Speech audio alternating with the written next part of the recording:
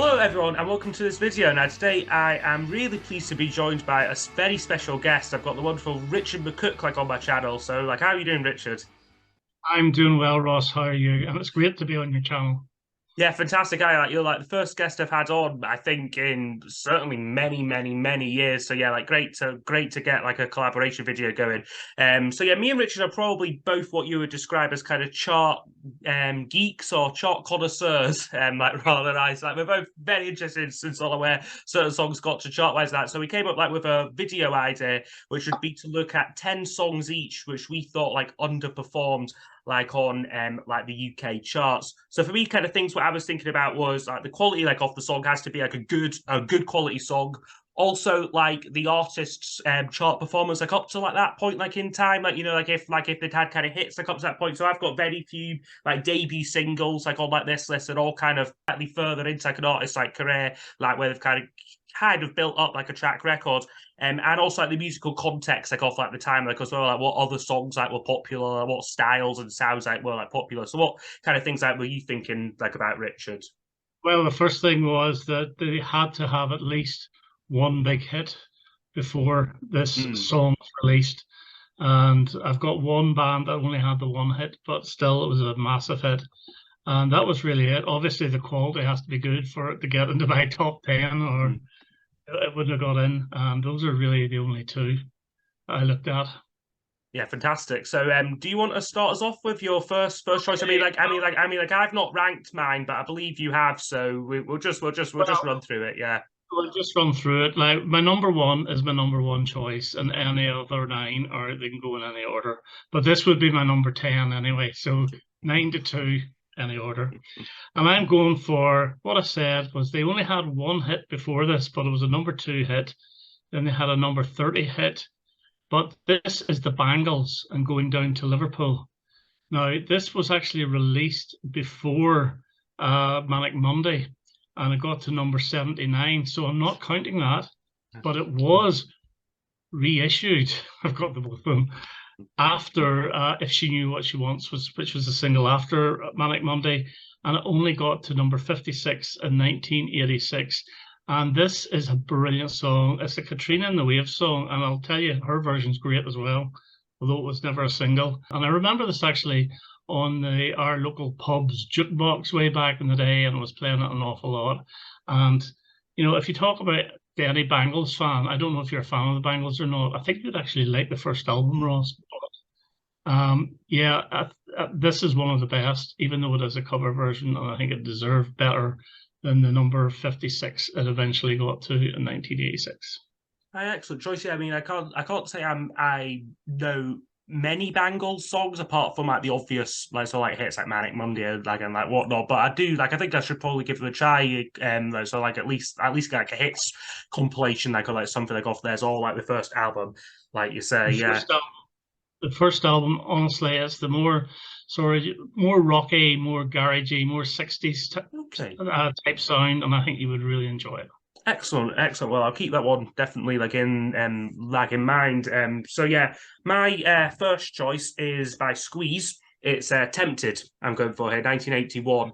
This got to number 41 in the UK charts, and I mean, although this is now considered a absolute classic song, it is probably in the kind of like three or four kind of top Squeeze songs, top like most well-known Squeeze songs among like the general public and kind of like sort of people like who aren't sort of massive fans like of theirs. But it's quite, I guess, like a bit like unrepresentative of them because you got Paul Carrick like on like the lead vocals and that. So it's very unlike any other kind of Squeeze single. But like by this point, like in that their career, they were still kind of a little bit in favour commercially. So just thinking that the next single was labelled with Love, what got to number 4, which was like a massive hit, really like by like their standards. So this one, yeah, like number 41, very disappointed. But yeah, definitely like underperformed considering like now considered a like yeah, really strong classic song. Yeah, great choice. Over in America, that would be the main single off the East Side Story album. Mm-hmm. But over here, it's probably the third choice after Is That Love and Live with Love. Mm-hmm. But funny enough, my number 9 or my next choice is Elvis Costello. Now, you could pick nearly any Elvis Costello songs that didn't do well enough. But the one I eventually took was Every Day I Write the Book from 1983. Now, it did get in the top 30, but number 28. But this song deserves so much better than that. It's so soulful. It's one of his best ever vocals as well. And I love the backing vocals too. Now, this was, I think, the follow-up to Pills and Soap, which is on that Punch the Clock album, which I was never keen on. But this one here is one of his best ever, and it deserves far, far better than number 28. So that's my choice. Next one for me, a lot of mine are kind of 80s singles, as are probably like a lot of yours like as well, but like 80s one here by Aztec Camera. So you probably won't see this too well. It's All I Need Is Everything. So this was the first single from their second album called Knife, and by this point they and this got number 34 like in like the UK. So by this point they'd already had a top 20 hit with a reissue of Oblivious, which was like which was I think reissued when they switched to the Warner Brothers label. Like originally like all like Rough Trade switched to Warner's, reissued reissued like Oblivious, sizable hit, like, you know what I mean, like not massive, but a top 20 hit, which is pretty good for like a little Scottish indie band again, like the early 80s. And then this was their next release, and yeah, like I guess expecting slightly like bigger things from like from it, because it's a really great song. I mean, it's produced by Mark Knopfler. It's got a very catchy kind of like opening guitar riff on it, but I guess it's maybe a bit too, I don't say too complicated to be like a single, but there's a lot of different parts to it and stuff, and it's maybe doesn't quite have the kind of like the hook like which like a lot of like songs did like off like the time. But no, for me like a great song, and like I think like should have like performed like a lot better like than it did. I don't know it, and I don't know much about Aztec Camera.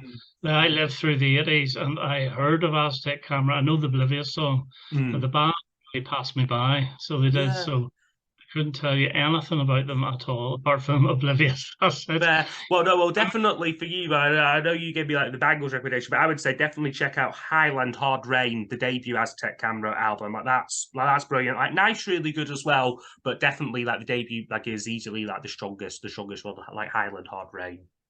Okay. Well, my next one is from a female singer, and this is from 1978. So I have a couple in the 70s actually. Right. And she came off a #1 hit and a top 10 hit, and this was her third single. It was the first single from her new album, her second album, and it's Kate Bush and Hammer Horror. Now, being the first single from an album, you would expect this to be a big hit, even if it's a poor song. But this is an absolutely brilliant song with an excellent video, and she looks really freaky in the video as well. But for some reason, you know, maybe it's her vocals. And even I can't even say that, because Wuthering Heights vocals were all over the place. I remember when Wuthering Heights came out, I just thought, this girl is screeching.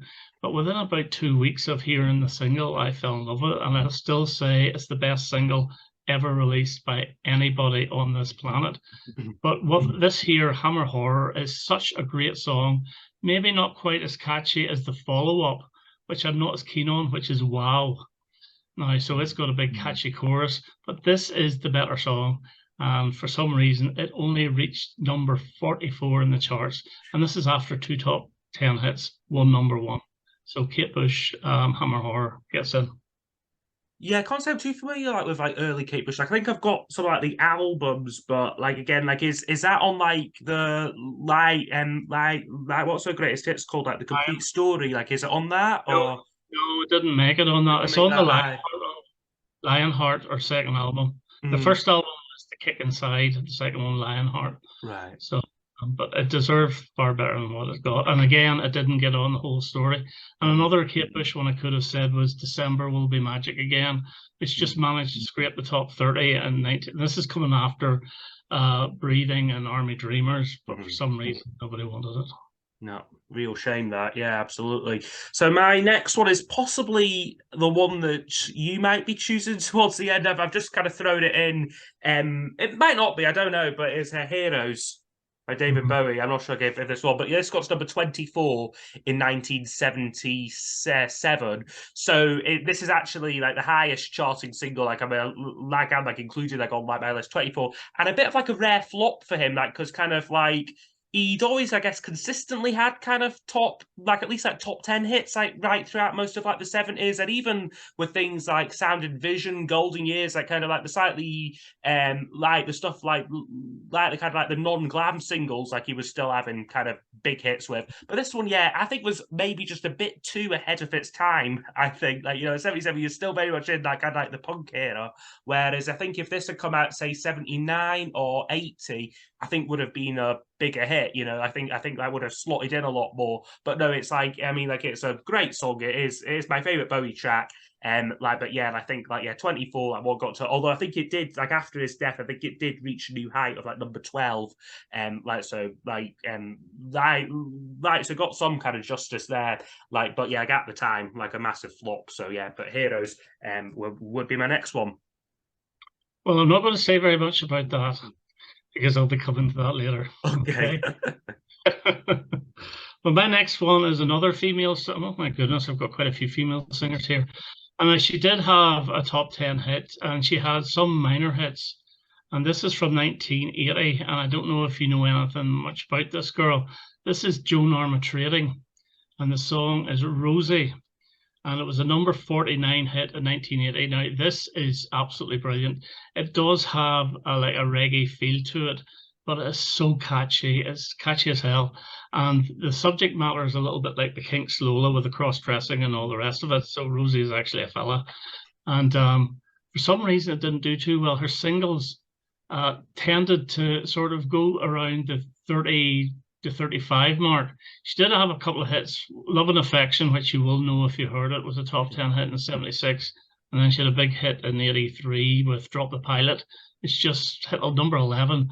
But this here is magnificent. And I urge you to listen to some of her singles because they're really, really good. Oh, very nice. Again, another one for me to go and explore a little bit. So, where we're at, my fourth choice is Lloyd Cole and the Commotions. This is My Bag. So this was the first single from their album Mainstream. It was turned out to be like their last album. Reached number 46 in 1987. And yeah, I think in terms of like the song itself, I think it had commercial potential. It's very upbeat. You've got like this very kind of like a little bit funky kind of like guitar on there, very catchy chorus, and kind of like this sort of verse song at like breakneck speed and that. But I think it maybe been a bit too long. Like they maybe left too long off a gap because their last singles were were Brand New Friend and Lost Weekend, what both got in the top 20 in 1985. So they kind of had about a year's gap basically before releasing this, and I think maybe people have just kind of moved on a little bit from them, and perhaps maybe the failure of this single and the other singles from this album maybe contributed to Lloyd Cole just thinking I'll just pack it in and maybe try something different, pursue a solo career, but no, yeah, a great song which again I think should have reached higher heights. I agree. That's the best single off that album. Mm-hmm. I prefer that to Jennifer, she said.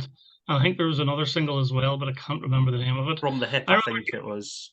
That's the one. Yeah. I got that album as a Christmas present in 1987. Mm-hmm. I never thought it was as good as Easy Pieces or Rattlesnakes, but there's some pretty good songs on it. And for me, My Bag was the highlight of the whole album.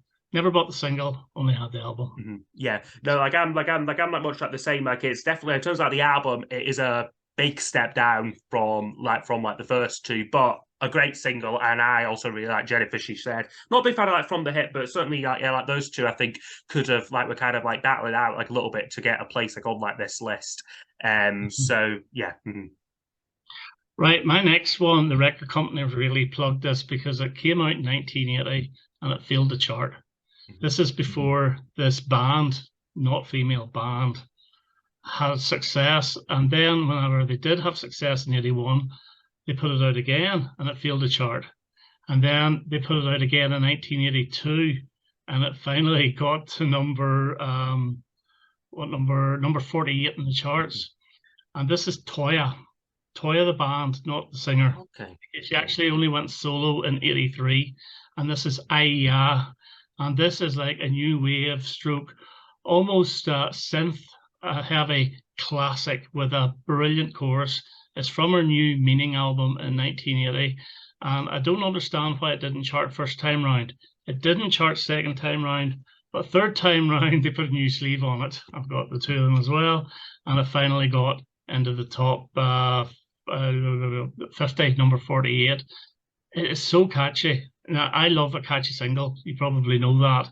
And for me, this is up there with It's a Mystery and Thunder in the Mountains. Just didn't do anything. And it's a crowd favorite as well. Whenever she plays live, she has to play a brilliant song. So that gets on my list too. Yeah, very interesting that in terms of like artists like sort of in almost like or more like the record companies choosing just to reissue sort of singles which have kind of already kind of failed a little bit, you know, and kind of like sort of feeling like we've got a hit on our hands here, but just no one's interested. And then it kind of it's almost like each time you do it, it just sort of dilutes it a bit more because people like are already who like already know and like are already fans of it, that like Toy, like in that case, would already have the single, like they're not going to buy it again just because they've reissued it. So it's always seemed a little bit odd to me, like why they do that. Yeah. To me, that's a top 10 single, and I think the record company realized as well. And especially in 1981, when she had two top 10 hits with It's a Mystery and I Want to Be Free, a third top 10 hit actually with Thunder in the Mountains, they thought, well, here's the opportunity. This will definitely get top 10. Didn't chart. So I don't know why. Why. Very odd. My next one is maybe a bit, so maybe like be like a bit biased here because they are one of my favorite bands. But I'm going for the House of Love, and this is a song called "The Girl with the Loneliest Eyes." 1991, reached number 58.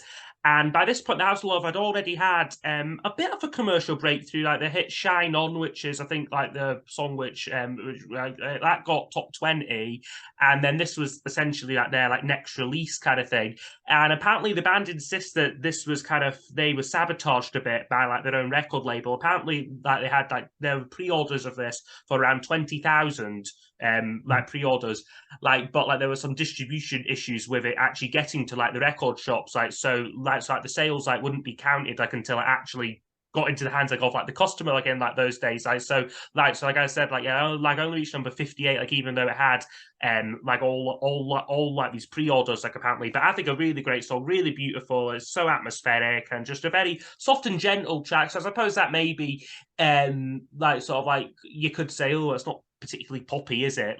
But I think it kind of slotted in a little bit to the kind of like I guess like the Manchester sound and sort of I feel like which was popular like at like the time, like I guess. Really, really beautiful song, and another one which undercharted for me. Again, that's another band that's passed me by.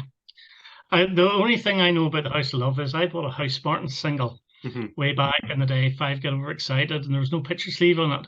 But it was actually in a die-cut sleeve that said the House of Love on it. For some reason, I don't know why, it was in Woolworths, but I finally got the House Martins with the picture sleeve. But that's the only thing I knew about the House of Love. Oh, wow. No, well, they're a fantastic band. I mean, yeah, any one of their first three albums are brilliant. So yeah, I've like not got a bad word to say about them. Well, my next one is a guy I know that you're a fan of, and it's from Morrissey. And again, there's so many I could include, but this is one of my favorite singles, number 39 in 1998, and it is Satan Rejected My Soul from the Maladjusted album. It was the third single. Why it was the third single, I don't know, because it's the most single material on that album. Alma Matters came out first, and then the nice but annoying a little bit Roy's Keane came out after that. This has got fantastic guitar and is again a really funny song. Morrissey's lyrics are hilarious. Even the title, Satan Rejected My Soul, which is really, really funny.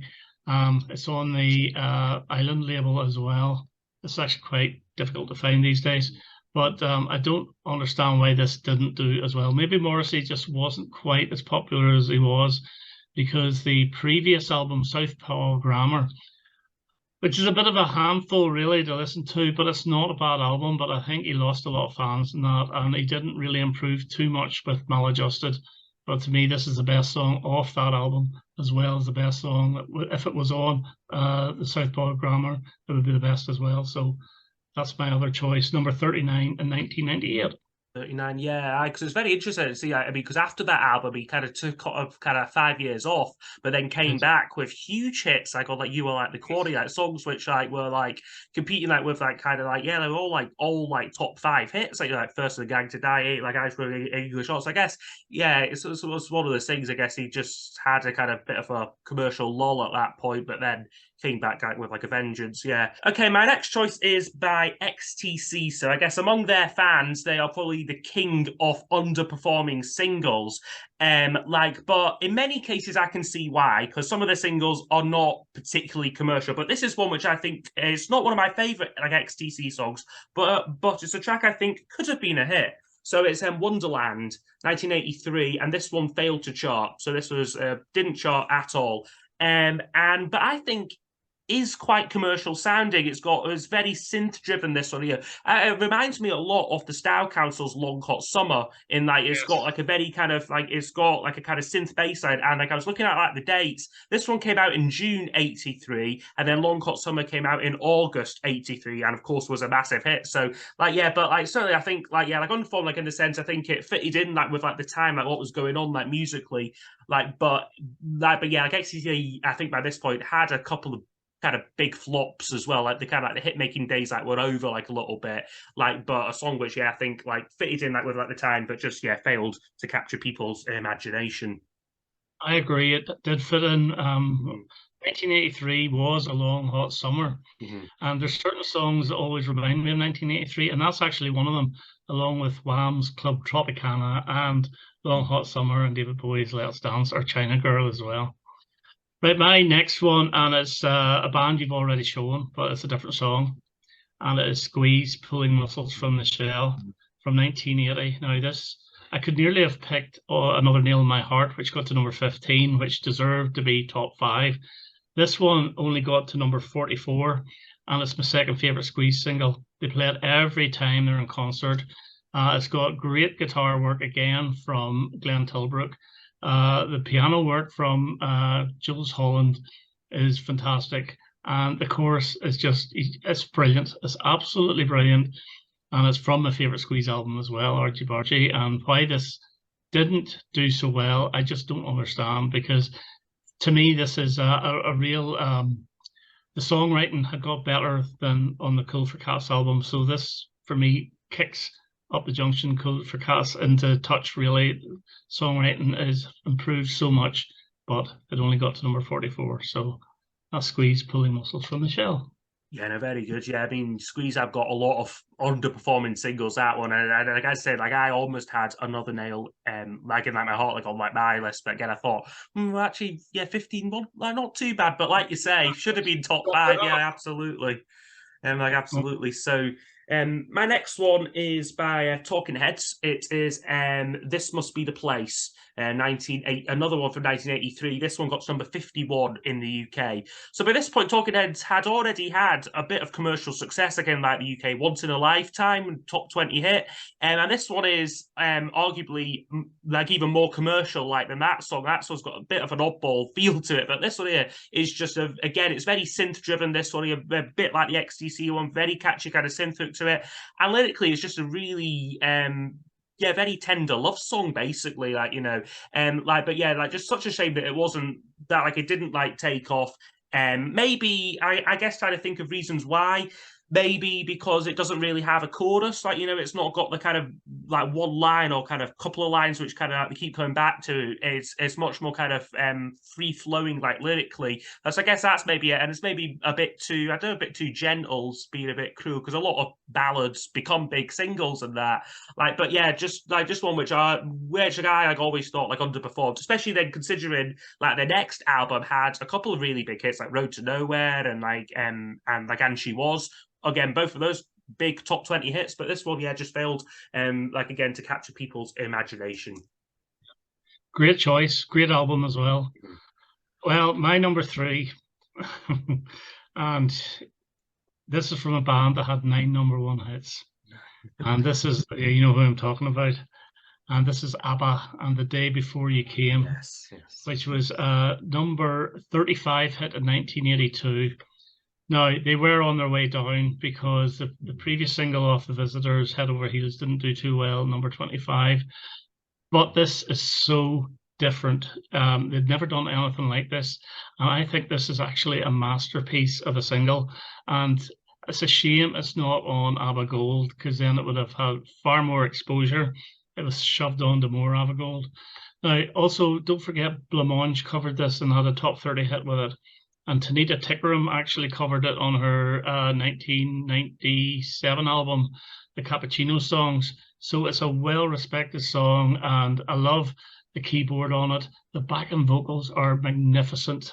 And if you ever want to watch the video, watch it where Agneta's in her red singing away, and then the stage revolves, and Frida's sitting on top of the piano with her purple hair, and it's just fantastic. I love the song, and it deserved to do far better than it actually did.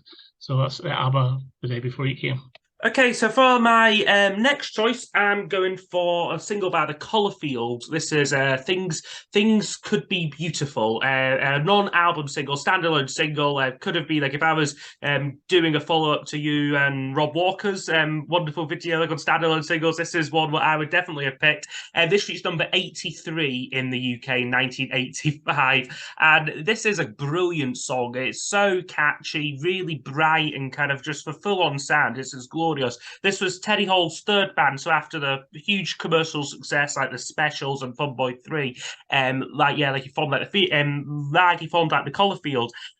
But by this point, like they'd already kind of broken through. Like they'd had a number 12 hit with "Thinking of You," the previous year, and this was, I'm not quite sure if this was a follow up or like if they'd had another single like in between. But this came out shortly after, like around the same sort of time, and it just completely failed like to take off. It's a straightforward song, in terms of like it's like lyrics, very kind of bright, sort of like relatively simple. Like if you could only see what you do to me, I'm saying, hey, things could be beautiful. Sure, let's shout hooray, if only for a day. It's not deep or anything, but it's just such a gorgeous sounding song. And just a real shame it failed to take off. So 83 for the Colourfield. I know, Thinking of You. How many albums did the Colourfield actually have? So they had two albums, but a lot of kind of non-album singles and bits and pieces as well, Yeah, because I've got the two Fun Boy 3 albums, which I think both are very good. And I've got a best of the Specials, a double vinyl album of the Specials, which really covers everything, apart from my favourite all-time Special song, You're Wondering Now. That's not flipping well on it, but anyway. So my number two, and this failed to reach the top 75 in 1982. And there's a couple of reasons. One is the band itself were losing popularity. And the second reason is that it was the fourth single taken from the album. And the third single was actually a double A side. Now, I think this is their third ever best single. And it's the Electric Light Orchestra, The Way Life's Meant to Be. Oh, yes. From Time, which is the best song on that album. It is absolutely brilliant. I even love the maracas in it, and the backing vocals are just fantastic. It's a very acoustic-based song, but it's one of those songs I can't play once. I have to put it on 2 or 3 times. Absolutely love it. But unfortunately, for some reason, it was the fourth choice. For me, this should have been the follow-up to Hold On Tight. I think Twilight's a good opening song. It's not a good single. This would have done so much better, but for some reason, never happened. And that's my second choice. And that's my true second choice as well. So The Way Life's Meant to Be by ELO, 1982. Yeah, no, very good choice. I kind of, I don't say I forgot about like ELO for like this video, but I was kind of thinking to myself, they had tons of hits. Like none of them like underperformed, but then when you mentioned that, so absolutely that one, like it's the case, it's easily my favorite track like of Time, and it's a great song. Like fantastic stuff. So my second to last one now is by The Cure, and it's Let's Go to Bed. So this is a non-album single, another non-album single from 1983 here. This was this reached number 44 on the charts. charts. So this was kind of the first of a kind of run of three unashamedly pop singles like from like the Cure. So you had this one, they then had The Walk and the Love Cats. So The Walk and the Love Cats were both like top like The Walk got to number 12, I've noted here, and number 7 for the Love Cats. So both of those sort of like big hits. But then this one, yeah, just sort of failed to capture people's like imagination like a little bit. And it's not as if the Cure didn't have sort of success like up to this point. I'm thinking things like A Forest, like was a sizable hit for like by Cure standards. And even like the previous single, like The Hanging Garden, which was a track from like which was a track like from like the Pornography album, much darker song, like, you know, completely like not like single material. That got to number 34. So then this song comes along, a very kind of very happy-go-lucky kind of synth song, and it just and this one like only getting to 44, I think that was like a real shame. They made up for it. I mean in terms of like the following singles, like they didn't have like all like the subsequent singles like until like the mid-90s like would go like top 30. But this one just a bit of a blip like for like them commercial wise, but I think is one of their most commercial sounding songs, and like has always been a real favourite like of mine. So yeah, that's Let's Go to Bed. I remember that at the time, and he used to get played an awful lot in our local nightclub. So it did, along with The Love Cats was another one. My favorite Cure single is actually The Caterpillar from, I think it's 1984. I just think it's fantastic. But I never was really a huge Cure fan. I do have that Standing on the Beach, which I think is brilliant. And funny enough, I think the first side, the early singles are the better ones. Yeah. So I do. But yeah, good choice. Well, my number one, and I think you know what it is, and it's David Bowie's Heroes. Now, this is the original 7-inch UK version, so I'll show this here because it's a picture sleeve. Now, the thing about this is not without its faults, because the editing on this is poor. They cut too much off it. Now, I can understand the first verse having to come off because it may make it too long, but they faded it out during the We Can Be Heroes Just for One Day bit. Whereas there's a little bit at the end, which is slightly different, and I think it would have enhanced the single. And for some reason, they took it off as well. But as you say, number 24 in 1977, and it is now his most famous song, or one of his most famous songs. But for some reason, it didn't make the top 20, although, as you said, the week after his death, it got to number 12, which doesn't count. So absolutely brilliant song, and most people would put this in their top 5 Bowie songs, and that is my Stonewall number 1. Should have been a far bigger hit. Yeah, no, absolutely. Yeah, again, if I was ranking this, that one would probably be number 1, but I think this one might give it a run for its money in terms of underperformingness. So it's Tom Petty and a Free Falling. So this, in 1989, this got to number, wait for it, 59 in the charts. 59 for Free Falling. I mean, it's when you consider now, it's such an iconic song. Like, you know, it's easily the only Tom Petty song which, like, the general punter knows, to be honest, or one-off, like, you know. And yeah, just kind of failed to take off. So I think it's got the quality song, and it's also like in terms of like where like he was like in like his career, like by this point, like so he just done the Wilburys. He was working with Jeff Lynne on this album, and the previous single was I Won't Back Down, which got in the top 30 as his biggest charting UK hit. So it set the stage really for this song to kind of come along. But completely failed to take off. But I think like a real crime because it's a brilliant track. And like a real shame that Tom Petty, like more like in general, like never had a lot of success. But like if he was gonna, it probably would have been with this song. And yeah, it just never happened, unfortunately. I think we're quite lucky as well because in America that song's played to death. Yeah. And people are fed up the back teeth listening to it. That's true. You never hear it over here. So whenever you do hear it, it's absolutely brilliant. Excellent choice. I would have included it if I had the single, but I don't have the single. So fair. Yeah. Again, like I was a bit constrained, I guess, with what I had. I was kind of going through my 7 inches, seeing like, oh, that one possibly. So I believe you've got a couple of bonus picks. Richard. I have indeed. Now 2 of these were sizable hits, but not big enough for me. But the first one is a song called Calf by the Bluebells. Okay. I don't know if you're aware of the Bluebells. Yeah, I've got one of their albums. I got the Sisters album, which I absolutely love, and songs like the only album I had. Oh, okay. Bobby Bluebell or Robert Hodgson, and the two brothers in there as well. I can't remember their names. But this song, I think, is on Sisters. Now, the original version of Kath was released before I'm Falling and Young at Heart, and it didn't do anything. Now, I'm Falling was a top 20 hit, and Young at Heart was a top 10 hit until the 90s, and it got to #1.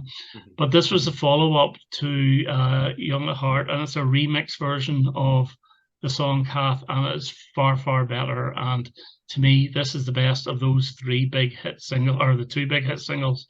This is even better than I'm Falling at Young at Heart. Absolutely brilliant song. So, no, the Sisters album is very, very good. So it is. Yeah. Scotland, I believe, from your neck of the woods. Absolutely, yeah. I think the Glasgow way, yeah. So is that remix version? Would you say that's better than the album version then for that song? Because I don't think I've because I would only know the album version off that one, like if ever. So I'll try and rake out that single version. Yeah, you're even on YouTube and try it, because I think it's far better. But it only got to, what number did it get to? It got to number 38, so it scraped the top 40. Yeah. No, these two were top 20 hits, and one was number 15, a bit like Another Nail in My Heart. But it's one of the most famous songs from 1982, and to me, it's a top 5 single if there ever was one. And it's the Pretenders, Back in the Chain Gang, which is an absolutely cracking song. Now, this is a single I actually bought in 1982, so it's a bit knackered looking. And that guitar riff is absolutely brilliant, and it's as catchy as hell. And I do not know why it didn't get above number 15, because it's a top 5 hit if there ever was one. You know, compare this. I love Brass in Pocket. I really do. This is a better song than Brass in Pocket. Yeah, I'd say so, yeah. It is, but only got to number 15. Yeah. And where did their other singles around that time got to? Because again, I really like Pretenders, but I'm far from an expert on them. So like, well, they were starting to fall apart a little bit because the last single of Pretenders 2 was top 10 hit, I Go to Sleep, but they did have a flop on it called Day After Day. Right. And then around 1983, 2,000 Miles, which everybody knows, it only got top 20 as well. It didn't reach the top 10. So they were never that prolific as a singles group.